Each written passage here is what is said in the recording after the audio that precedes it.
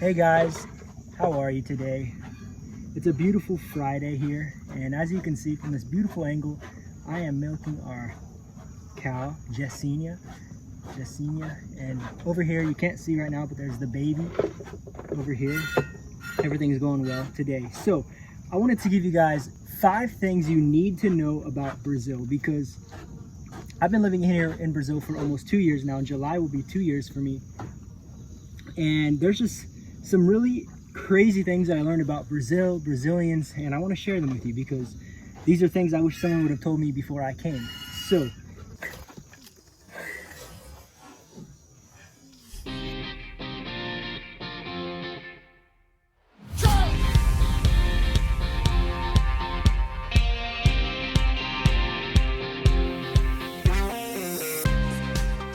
the custom of Brazil is that Brazilians wear flip-flops, sandals with the thongs to do everything.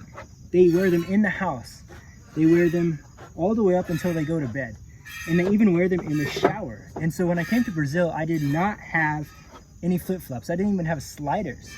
And so I didn't even wear flip-flops for my first 2 or 3 months in Brazil. I bought some slippers, but I never bought flip-flops until I got married.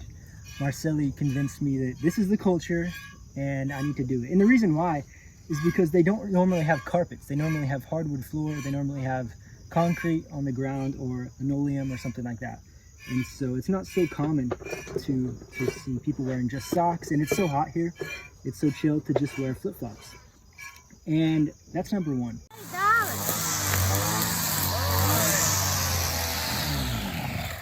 Number 2, Brazilians always wear sandals everywhere. When they're working, when they're cutting the grass with a machine like this, a weed eater, when they're building construction, when they are digging a hole, every single person I see that's doing concrete or building a house is wearing sandals. It's crazy.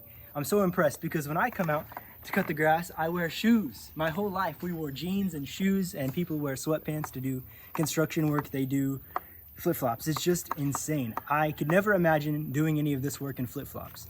The people who moved our cow here used flip-flops. I just don't understand. I don't get it. Her tail is smacking me, but it is what it is. I gotta get her done. So, number 3. I found out that there's always a simpler way to do something. I learned this from Brazilians, and I make this joke often that Brazilians are very resilient. Because in my American mind, in my thinking, I'm like, oh, I need to build a cow house. I need to go to the lumber yard. I need to buy wood. I need to buy nails. I need to do all of those things. And here in Brazil, they do things much different. And they're very resourceful. And so for this house, you can see that we're in, I use trees, I use bamboo, I use wood I found on the ground. And it's not going to protect me from the rain because there's no roof, but it's very resourceful. I found old nails from I found old nails. The milking did not go as planned. I can't record and milk, it just doesn't work. But so this house you see that we have here, I used basically all the wood that we can find, that we found around here. This is our water container. So this is an old wheelbarrow that we had, and this is something that a friend of ours gave us. And so there's always a simpler way to do something. If you want a roof, use bamboo. If you want to build a gate, I'll show you, we used bamboo. And I'm thinking with my mind, we have to make a gate. And so we always think we have to do it in a certain way. Like that was my thought, is that there's one way to do things. And we have to do it we have to buy the stuff and we have to do this and do that. But that's not true. I had to open up my mind and unbox myself and understand that, you know, I don't need these things to get something done. And so now I say that I am very resilient and resourceful, just like a Brazilian, because I've been influenced. It's been great. Number 4, it's also common for Brazilians to be late. And I've actually adopted this. It's unfortunate because I usually like to be on time. And whenever we're preaching, I do try to go early. And since we normally drive so far away, we are normally there about half an hour to an hour early.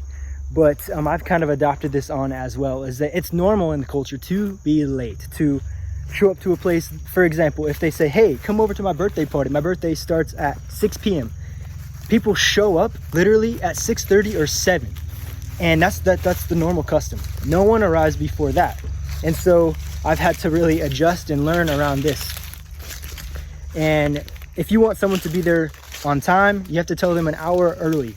And so it's very interesting that is in the culture, to be late. But also, to be fair, there's so much traffic around. There's so much traffic in Sao Paulo, like 30 million, 13 million, I don't know, so many millions of people driving in the streets all the time. And so I can understand that. Brazilians are so inviting. They're so friendly. And whenever I first came to Brazil, people accepted me so well. And they invited me in. They helped me to go to different restaurants. They helped me when ordering food and all of those things. This is the gate that I made. I found some, like I said, old nails, put it together, and it works. I found an old hinge here, and it's not perfect, but it works.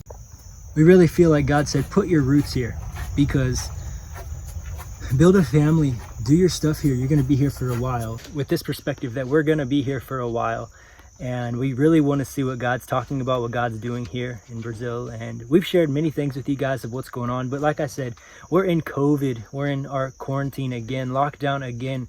And so we don't really know what the future will hold, what we have for us. But God is good, and we trust that it's going to work out.